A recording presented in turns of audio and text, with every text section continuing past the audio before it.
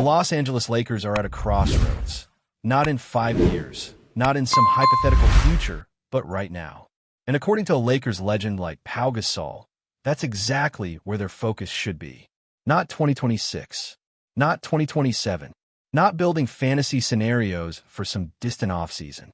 The time is now. This team is built to compete this year, and anything else is just noise. Let's get one thing straight. You don't have LeBron James and Luka Doncic on the same roster and spend your time dreaming about what might happen 2 or 3 years down the line. That's basketball malpractice. We're talking about 2 of the 10 best players in the world right now. Not 5 years ago, not maybe someday. Now, 2 offensive engines who, on their own, can carry a franchise deep into the playoffs. Together, you're looking at a championship-caliber duo, plain and simple. And then you add a motivated DeAndre Ayton into the mix, a big man with something to prove and a skill set tailor-made to thrive alongside both Luka and LeBron. This isn't some mid-season flyer or last-minute desperation signing. This is a piece that could seriously tip the scale in the Western Conference. Pau Gasol even called it out directly. Ayton could be the perfect target for both playmakers, a willing runner, a pick-and-roll threat, and a guy ready to remind the league why he was a number 1 pick. You think he's not hungry after everything that went down in Phoenix? Think again. Look at the rest of this Lakers roster. Is it flawless? Absolutely not. No team is. They could use more athleticism on the wing, maybe a more consistent two-way presence here or there. But name one contender that doesn't have questions. Even the reigning champions, Oklahoma City, came within a hair of losing multiple series. Denver had them on the ropes, but couldn't finish the job because they ran out of bodies. And what if Tyrese Halliburton doesn't go down? We might be talking about an entirely different champion. That's the nature of this league. You work with what you've got, and you go for it when the window opens. And for the Lakers, that window is open right now. There's no super team in the league today like the Warriors with Kevin Durant, where the title felt inevitable unless a meteor struck the locker room. Everyone's beatable. And that's exactly why this Lakers team should be going all in. And to be fair, the front office seems to be walking that line, adding veterans like Marcus Smart, taking flyers on young talent like Jake LaRavia, and putting together a balanced group with depth and options. There's flexibility here, and that could matter in a long playoff run. Of course, there's still some things we need to see. How do Luka and LeBron share the floor? What does that two-man game actually look like in real minutes against top-tier defenses? Can Austin Reeves find his rhythm, or does he become the odd man out in this rotation? Does Ayton anchor this defense, or will the Lakers still struggle to get key stops when it matters? These are fair questions, but they're not questions that should keep this team from chasing a title this year. Because if those pieces click, and that's not out of the question at all, this team could easily be one of the best in basketball. And that's without needing to mortgage the future or blow things up for a splashy mid-season trade. Gasol made a great point. Focus on this season and let the future take care of itself. The players? They got to be all in. The coaching staff? Same thing. And yes, even the front office needs to buy in. Stop worrying about who might be available in 2 years. The league changes fast. Giannis, Jokic, those guys aren't guaranteed to hit the market. And even if they do, there's no guarantee they'll choose you. So why pass up a golden opportunity today, chasing ghosts tomorrow? And let's be real, the Lakers might never get another chance to pair 2 elite talents like Luka and LeBron again. The history of this franchise is built on stars, and right now, they've got 2 who can take over any game, any series, against any opponent. This is not the time for half measures. People love to talk about cap space in 2026 or flexibility in 2027 like it's some kind of guaranteed path to relevance. It's not. Just look back at the Lakers' history. Remember when they gave out those massive contracts to Timofey Mozgov and Luol Deng out of desperation? That set the franchise back years. Playing for the future can be just as risky, if not more, than making bold moves in the present. And the thing is, no move is better than a bad move. That's where discipline matters. Be patient, yes, but be present. Let's also not forget the real money decisions coming up aren't even about potential future free agents. They're about this current roster. You got guys like Ayton and Austin Reeves who are going to need to get paid. If Jake LaRavia turns into a rotation piece, he's getting a new deal too. The same goes for Rui Hachimura, Jared Vanderbilt. Even guys like Gabe Vincent or Marcus Smart if they play themselves into a bigger role. This team is full of players in contract years or redemption arcs. They're playing for pride, for money, for legacy, and that's the kind of edge that can drive a team deep into the postseason. So again, why are we talking about 2 years from now? The Lakers are already built to win. Not perfectly, but no team is. And if something changes mid-season, if someone becomes available that genuinely pushes this team over the top, then sure, Rob Pelinka should be aggressive. But chasing cap space for some dream scenario years away, that's not a winning mentality. And let's talk about LeBron James for a second. There's been way too much noise about him possibly leaving after this season. Unless you're landing Jokic or Giannis, there's no logic in letting him walk. He's still playing at an elite level, and for a franchise that thrives on marquee names and championship banners, you don't just give up on that. Especially when next offseason's free agent class doesn't exactly have a bunch of franchise changers waiting in the wings. LeBron is the biggest name on that list. Letting him go only makes sense if you're getting someone better, and that's not likely. There was talk about Jaren Jackson Jr. as a possible long-term target, someone who could pair beautifully with Ayton and Usher in a new Lakers era. But even that ship has sailed. He signed an extension with Memphis. The options just aren't there. So again, focus on what you do have. Focus on the strengths you've already built, and ride that wave as far as it'll take you this season. Look around the league. There isn't one single team that the Lakers should fear. Minnesota's a tough matchup, sure, but with this roster, that series could look completely different. And don't forget, Luka and Ayton together might form the most dangerous pick-and-roll duo in the NBA. Last year, Ayton ranked 4th in two-man game efficiency without Luka. Imagine what that ranking looks like now with one of the best passers and creators in the league setting him up. That's terrifying for defenses. And if you really want to know why this matters, it's because there's nothing guaranteed in this league. You might have the perfect plan, and it blows up overnight. Injuries, trades, locker room drama, anything can shift the balance. That's why you go all in when you can.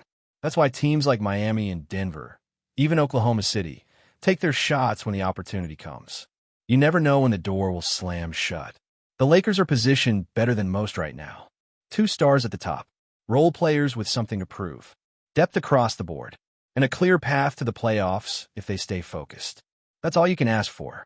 So don't overthink it. Don't waste this window. Don't fall in love with a fantasy 2 summers from now. Play to win today. Play to win this year.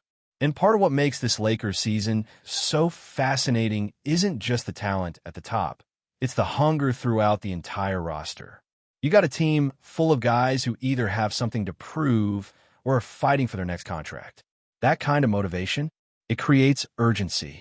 It creates effort. It creates edge. And that edge is what separates a good team from a team that actually contends. Luka Doncic came to Los Angeles not just to make headlines, but to win. And you can tell he's approaching this year with a different kind of energy. He's already done everything individually. The numbers, the accolades, the highlights, but he hasn't lifted that trophy yet. And now, surrounded by talent, with a real supporting cast and a co-star like LeBron James, he knows there are no more excuses. This is the year he has to deliver. And LeBron? He's not coasting into the twilight of his career. He's not here for some farewell tour. He still believes he can win, and more importantly, he's still playing like it. His mind, his IQ, and yes, his body are still at a level that can impact games every single night. What makes this duo so dangerous isn't just their skill sets. It's the experience, the vision, the ability to control the game at their pace. When the playoffs slow down and it turns into a half-court grind, this is the kind of pairing that becomes unstoppable. They won't be rushed. They won't be rattled. They know how to pick teams apart piece by piece. That's what gives this version of the Lakers such a unique identity. It's not a young team trying to figure it out. It's not a group of stars thrown together last minute. This is a roster with a clear structure, a defined goal, and players who know exactly what their roles are. Marcus Smart brings defensive leadership and toughness. Austin Reeves can be a wild card on offense. Rui Hachimura is an X-factor who, if consistent, adds a whole new layer to their frontcourt. And then there's DeAndre Ayton, still just 26 years old, entering his prime with a chip on his shoulder and finally in a system that could maximize his talent. And beyond the stars, there's depth, not just in bodies but in stories. Guys like Gabe Vincent, coming off a tough year, but with the potential to be a steady hand in the second unit. Jake LaRavia, the kind of developmental swing you take when building a long-term core. Jared Vanderbilt, one of the few guys in this league who genuinely embraces the dirty work. These aren't just names, they're pieces that make the machine function. And when the playoffs come around, having that type of rotation matters. That's also why the Lakers shouldn't be in any rush to shake things up. It's easy to panic early in the season. A slow start, a few bad losses, and suddenly everyone's screaming for trades. But if the team stays patient and lets this roster breathe, there's a good chance they'll see something special start to form. Not every move has to happen in October or November. Sometimes the best deals come after you've had time to really evaluate what you need, or realize that maybe you don't need anything at all. And let's not underestimate the value of continuity, either. That's something the Lakers haven't had much of in recent years. Every season has felt like a reset, new faces, new rotations, new systems. But this year, there's a foundation. The coaching staff has time to build chemistry. The players are coming into training camp with roles that aren't just assumed, they're earned. That matters in April. That matters in June. And if you're serious about building a contender, you don't tear that down just to chase headlines. Now, of course, if the right deal presents itself, if there's a way to add a real difference maker without compromising the core, you take it. No one's saying stand still for the sake of it. But the Lakers have to resist the temptation to make a move just for the sake of making one. Don't trade just to satisfy Twitter or sports talk shows. Trade if, and only if, it genuinely brings you closer to a championship. Otherwise, stay the course and trust what you've built. And what they've built, frankly, is pretty impressive given how fast it all came together. Think about this. In a span of just 5 months, the Lakers went from uncertainty to forming one of the most dangerous duos in the league. Luka Doncic and DeAndre Ayton alone would have been enough to get people's attention. But then you add LeBron. Then you add a mix of defensive stoppers, shooters, and high IQ players. This is not just some fantasy team. This is a real group with real upside. If another franchise had pulled off the same kind of offseason, say Charlotte or Utah, the whole league would be buzzing. But because it's the Lakers, the bar is higher. The expectations are heavier. And that's fine, because this group seems ready to carry that weight.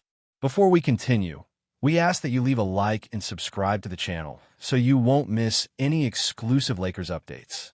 Moving on, in a shocking twist that could reshape the landscape of the NBA, whispers around Los Angeles suggest that James Harden, the star guard of the Los Angeles Clippers, has accepted an offer from none other than their city rivals, the Lakers. While the NBA world has long been accustomed to blockbuster trades and surprising free agent signings, this potential move is already sending shockwaves through fan bases and locker rooms alike. Sources close to the situation hint that discussions have been ongoing for weeks, with Harden reportedly weighing not just the financial incentives, but the chance to chase another championship alongside a Lakers roster stacked with talent. Though nothing has been officially confirmed by either franchise, insiders claim that Harden's decision reflects both a strategic career move and a desire for a fresh challenge. Fans of the Clippers are reportedly stunned, with social media buzzing with disbelief and speculation about the motivations behind the guard's potential switch. Meanwhile, Lakers supporters are cautiously optimistic, imagining a backcourt that could dominate the league for years to come. Analysts are already debating how Harden's distinctive playstyle would fit into the Lakers system, noting that his scoring prowess and playmaking ability could be the missing piece for a team that has long pursued sustained playoff success. The rumor also raises questions about the Clippers' next steps. Will they seek a high-profile trade in return, or pivot toward rebuilding around other stars? The dynamics between city rivals add another layer of intrigue, as any confirmation would mark one of the boldest intra-city moves in recent NBA history. For now, the league is holding its collective breath, with speculation fueling endless debates on talk shows, podcasts, and social media threads. Harden's rumored leap from the Clippers to the Lakers is the kind of story that basketball fans live for, a blend of strategy, ambition, and the drama of rivalries in a city where both teams vie for the spotlight. Whether the deal will ultimately materialize remains a tantalizing question, but the buzz is undeniable. Los Angeles might be on the verge of a seismic basketball shakeup. Stay informed exclusively about Los Angeles Lakers news. Subscribe to our channel and hit the like button to keep receiving daily updates. Also, share your opinion on the news in the comments, as your contribution is crucial for the Lakers. Stay tuned for the next video.